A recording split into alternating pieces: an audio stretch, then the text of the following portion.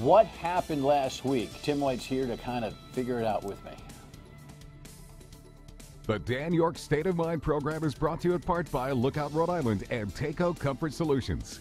Welcome in on this Monday night. I mean, this situation that occurred Thursday morning with the theft of a police cruiser that kind of sent law enforcement, both Providence Police, other law enforcement agencies who are helping out, and the state police into a tailspin is something that probably by now needs to be kind of at least pieced together, since at least the man at the beginning of all this is back in custody. Nice to have you aboard. Thank you very much for tuning into the program. Let's get right into it. The headlines here, you know, always a little creativity from the New Providence Journal, you know, before the bullets. And the Journal does a nice job of kind of patting itself on the back as to how they did such a great job with their journalism, but that's okay. All's fair in love, war, and trying to promote yourself and keep yourself relevant. And the Journal is certainly the main printable newspaper in this state and keeps itself relevant. I just get a kick sometimes about how they, you know, see how good we are. Anyway, this was a story that was reportedly two different ones, a tale of two things that happened that law enforcement had to react to, when instinctively I think everybody kind of knew, no, they weren't.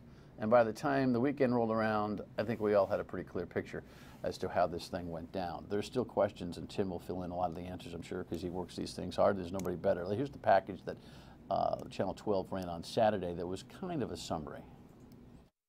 Donald Morgan is in state police custody after a manhunt that started Thursday morning, when police say Morgan was being transported to court from the Lincoln Woods barracks and stole the cruiser, still wearing handcuffs, while the trooper left the car to check on an accident. That cruiser later found ditched in Providence, but Morgan remained on the run until Friday night. The manhunt for him sparking a separate deadly police shooting of a 32-year-old man, Joseph Santos. His passenger, Christine Demers, was shot and injured after a chase of his truck. The reason? Because a witness told Providence police they saw Morgan jumping into the bed of a white pickup after ditching the state police cruiser. A few white pickup trucks are stopped in this city of Providence and released immediately, eliminating them as suspect vehicles. But police say this white pickup did not stop. According to police, he fled from both Cranston and Providence cruisers trying to pull him over.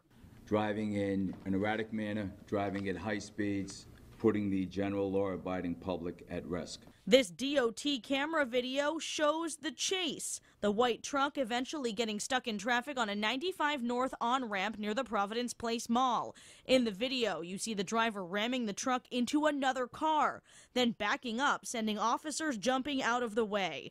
That, Colonel Hugh Clements says, is why police used deadly force. 5 Providence officers firing, 1 body camera capturing video. An unknown number of state police troopers also opened fire. More than 40 rounds in all. Joseph Santos died on scene. We're trained when we use deadly force is to eliminate. It's just that, deadly force. And when a vehicle is being used, we have to eliminate that threat, and we continue until the threat is eliminated. All right, now there are a whole bunch of conversations. Welcome to Tim, of course. Thanks for coming on. Dan. There's so many conversations. You know, early on Friday afternoon. By the way, that particular news story appeared on television Friday night. It is without Colonel Anna Sumpico and her press conference. We've got a couple of excerpts of that, at least one that I want to play for you that I think is important. But the conversations were really interesting. If we go back on Thursday, the first thing that everybody wanted to know is how in heaven's name did a cruiser get lifted, you know, off Route 146.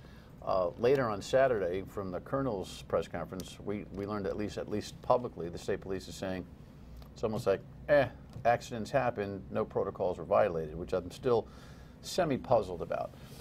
But I think the general conversation was, how can a cruiser get lifted? And then, you know, an hour and a half, 2 hours later, we have this shooting incident in the chase. And you and I were able to kind of talk about this on Thursday afternoon as we were piecing together whether there was a connection between the two stories, whereas the police on scene at the mall on the 95 North ramp were trying to tell us that they were separate incidents.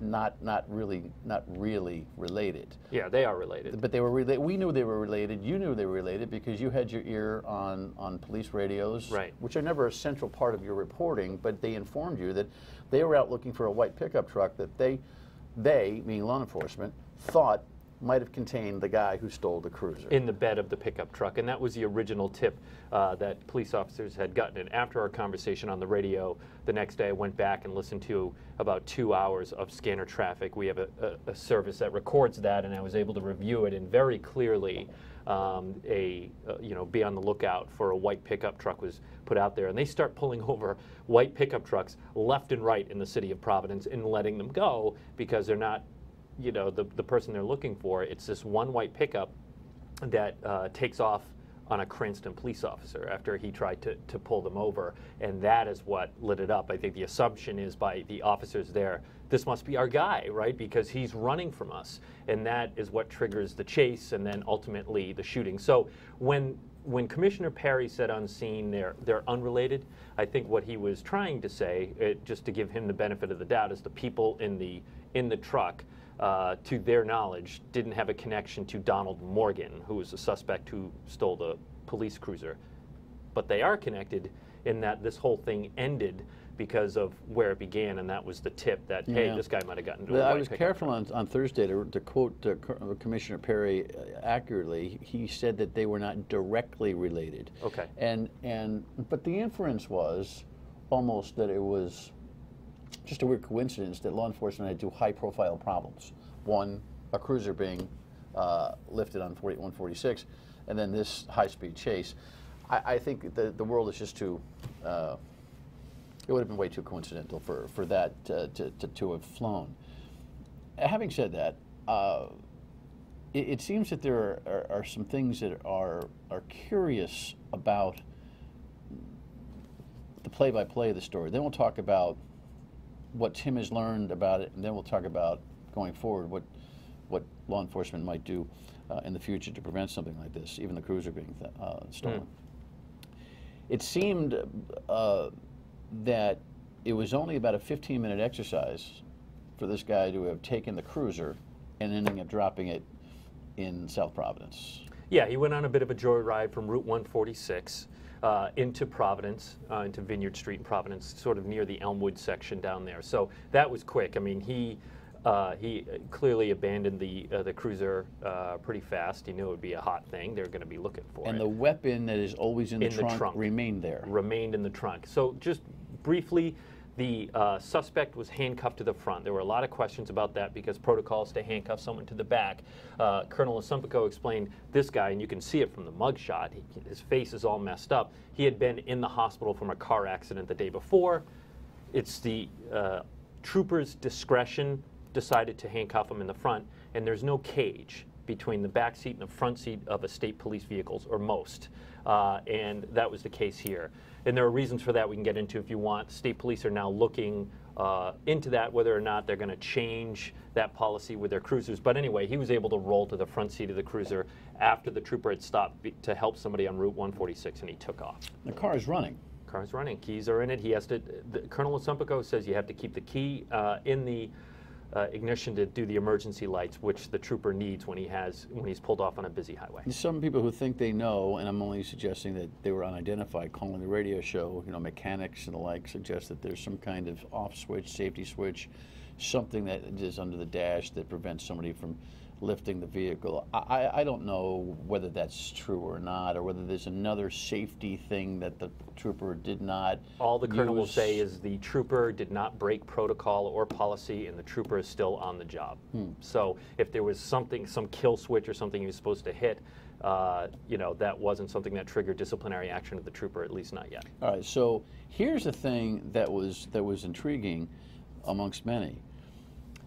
So as they're looking for white pickups, and this Cranston police officer actually stops this particular white pickup that ended up being part of the tragic end of the story, gets out to see him, and then boom, he takes off. And now we've got this chase that ensues, comes up on Route 10 and heads into the city. It seemed that the law enforcement agencies did not know if this driver was armed, or whether or not the actual gun that was in the cruiser car had been obtained there. Colonel Perry actually even, Commissioner Perry, even in the Friday press conference, indicated that at the time there was a lack of certainty as to whether this guy was armed in this pickup truck. I think law enforcement, as part of the search, knew that the gun that was in the cruiser was still in the cruiser. That was out there pretty early. We could hear it on the scanner traffic. Well, he's never made that clear, at least in the play-by-play of Thursday into Friday. He was still leaning on the idea that his guys were pursuing, unwitting to whether or not that guy had that gun from the cruiser. That gun or a gun? That gun. Well, I could tell you I was on the phone with Lieutenant Colonel Joseph Philbin 20 minutes after the cruiser was stolen, so before all of this, hit the fan, really. And he was on site, and he wanted to make it clear to me that the gun that was in the cruiser was still in the cruiser. You may have been more informed than some of the pursuing officers. Well, that's why I'm questioning the answer on that. I think that I could hear it put out over the broadcast, when we are in our newsroom and there are scanners going all the time. And you're right, we're very careful of what we hear on scanners as to what we report, but we use it to help guide us. That was put out over the air that the gun was still in the cruiser. It had not been stolen. But that doesn't mean that the responding officers weren't sure or not if there was a weapon in the white pickup truck. Certainly they have to kind of go on the assumption that, yep, there could be. All right. So, defining weapons, the Providence Police, when we come back, we'll talk about them defining the pickup truck, which became a weapon. The video probably substantiates that. We'll be right back.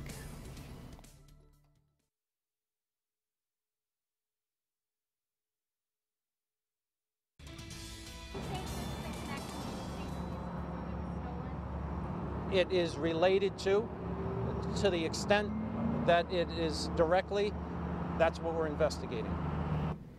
So that's Commissioner Perry, who, by the way, is the former colonel of the Rhode Island State Police, standing next to the current colonel of the State Police, Anna Sumpico, answering questions at the time, just post the shooting on the 95 North ramp, suggesting, yes, that the theft of the cruiser and that thing may be related. Of course, we've put all those pieces together, and most people can figure out if it was. The actual events where the shooting occurred, the early video, the one that you were able to interview the gentleman who shot the video from 95 North, across the space where the ramp is. And then there's another gentleman that you were able to speak to, who's in the red car, which is behind. Right there. Like freaking watching this whole thing. Radio listeners and everyday viewers of, and I'm sure a high number of viewers watching this kind of, hour by hour story unfold, were quick to start debating whether or not excessive force was used by the police. When the DOT cameras came out and we actually saw the ramming of the vehicle that was in the early package that you saw where the truck actually was literally just blew the side of the passenger who was unwittingly there on the ramp in half, and she was rescued by a Providence police officer who went in and grabbed her somewhere in the midst, either pre or simultaneous with the shooting. I think when people saw that DOT camera work, they went, Oh, sure. I mean, I think that it's hard to look at that video and not say, okay, I can understand why the situation was amped up and why police officers pulled out their gun at that point. Because not only you see the shooting, but what led up to it in the high-speed chase, the guy weaving in and out of traffic, and as a trooper and a police officer in pursuit, you're like, wow, this guy must feel like he has nothing to lose. And then he literally pushes that car up that on-ramp to 95 North, and that woman that's in the driver's seat, just T-bones it. And then, again, the truck backs up. You could see it in the video. That was very telling, and I commend the Providence Police Department for releasing that video because, remember, that was Friday. 24 hours after the shooting had happened, and there was a lot of people, as you just pointed out, questioning whether or not this should have happened. I know there were a lot of discussions between different agencies about whether that video should have been released, but the Colonel Hugh Clements, Commissioner Stephen Perry decided for our community, they need to see this video and understand what our officers saw, and that is transparency at its best. So the number of shots fired, reportedly it's like heavy between Providence PD and the Rhode Island State Police, up to 40 shots split between the two agencies. I'm not sure how that accounting is actually gathered or offered? Well, they know each gun has 15 bullets in it, so they check in their magazine, so they'll know. The actual shooting, I'm not sure that we've actually heard the acute specific description of why the shooting began, other than weapon being, the vehicle became a weapon. In other words, what was the moment? What was the actual go moment that they said, oh, this thing is irrecoverable? Well, I think one of the go moments for other officers is when one opens fire, right? And then that sort of may trigger the others to take action as well. And there was two sets of shootings. Yes, there was. There was the first round, the second round of shooting, and what we don't know is who fired first. Was it a state police trooper or was it a Providence police officer? We should get those answers. We also don't know who actually killed the individual and also hit the other woman, but we should know Providence police use a .40 caliber Winchester, state police use a .357 Sig Sauer. What all that means is there are two different types of bullets. Yes, it went through glass. Yes, it went through sheet metal that can change how a bullet is when it makes impact with someone, but usually they can get not only the caliber, but the fingerprint of the actual gun, so they'll know which officer actually made contact with the two people that are in there. And I know that's one of the things that they're looking at. And this is a little, I don't want to say graphic, but it's detailed. Police bullets are designed to stop in a body, right? They don't want the bullet to go through. So they are designed when they hit to expand. That's why they should be able to recover the bullets that are in the two people. Do we know whether the shooting began before, simultaneous, or after that woman was pulled out of the car? After. The shooting began, if my memory is right of the video, prior to the woman getting pulled from the car. Wow. It's compelling. I'm not judging that. I think that's pretty compelling. That they know they've got it. There are cars everywhere. They've got a passenger right here. Yeah. There's a car back here. They've got this thing circled, and that makes that move by the Providence police officer to pull that woman out of the car even more heroic. Yeah. That shooting is beginning, and he's got her pulled out of there. That's.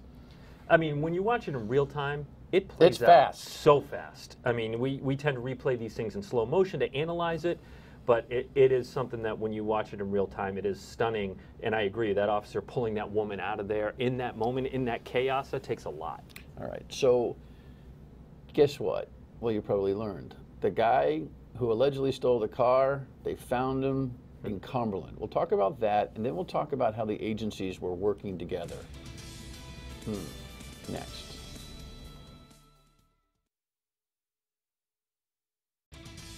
No hizo caso. When he ignored him, the officer said to him, "Get out, open the door."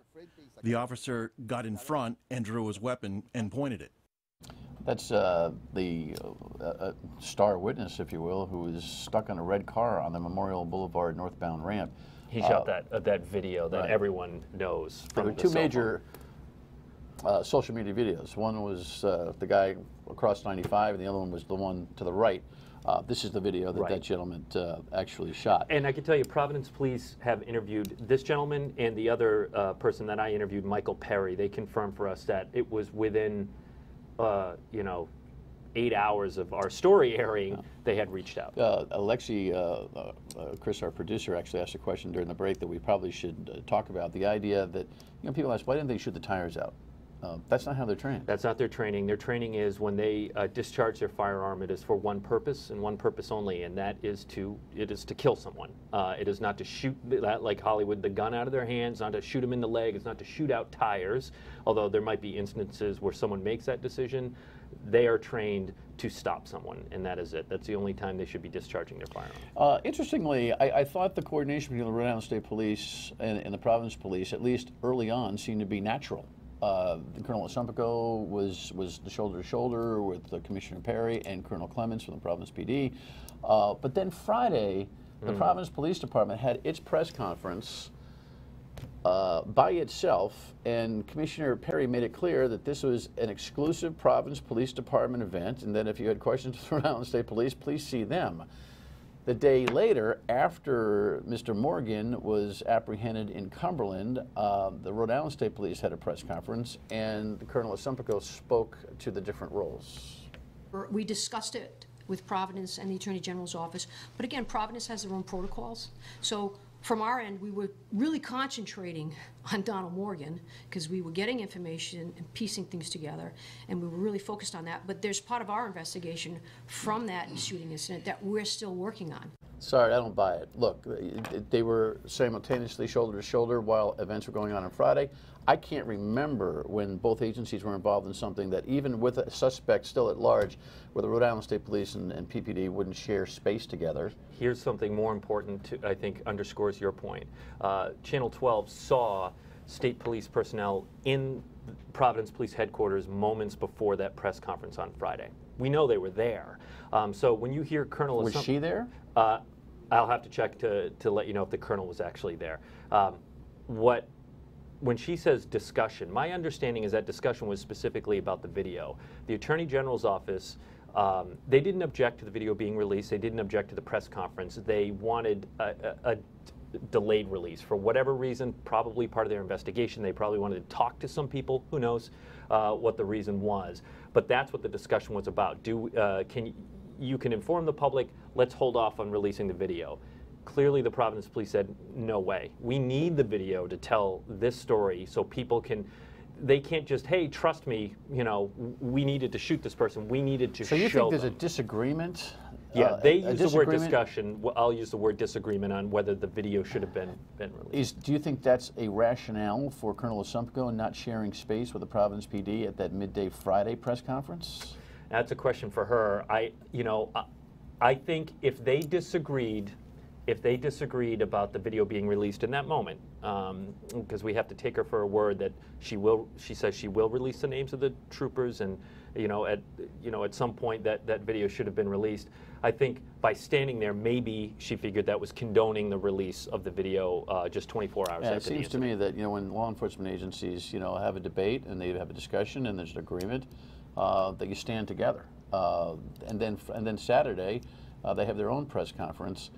I don't know. I think the Rhode Island State Police right now has a culture of quiet that I've never experienced in any state police administration in my 18 years here. You feel the same way? Yeah, I think there has been a shift from, look, Colonel Stephen O'Donnell was very forthcoming with the media. So was Doherty and Perry to a certain extent, and I don't think we ever had this kind of hesitancy. There's a different, there's definitely been a shift over there, but also keep in mind they also now have a public information officer, someone that they never had before, former Providence Journal reporter. Sounds like a gatekeeper more than an information officer. I'd rather go straight to the top, for sure. And I should say Laura's always very helpful, who's the spokesperson, but there's a shift over there. All right, we only have 10 seconds here. Okay. What's next? Yeah, I think they're going to be reviewing all that video, and we're going to wait for the Attorney General. They're going to hold a grand jury on this. And so the grand jury reports what's next. The timing of that, I don't know. All right, Tim, thanks so much for your help. A final word and we come back.